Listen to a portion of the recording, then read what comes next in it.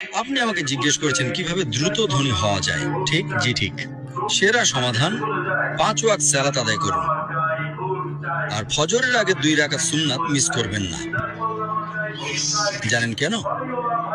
মানুষ যখন বিশ্বের টপ 10 জন ধনী ব্যক্তির লিস্ট করে, যুবক মানুষেরা। থামুন থামুন ভাই, আমাকে উত্তরটা দিতে দেন। আমি উত্তর দিচ্ছি, আপনি বলছেন যুবক মানুষ।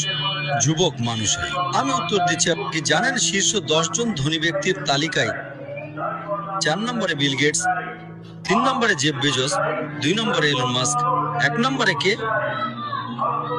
একজন মুসলিম যে ফজরের সালাত এবং সুন্নাত আদায় করে, সে এদের চেয়েও ধনী।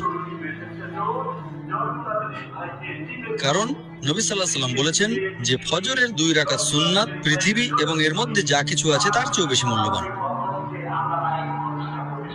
মানুষ এসে বলে, আমি 4 ওয়াক্ত পড়ি, ফজর সালাত মিস করি।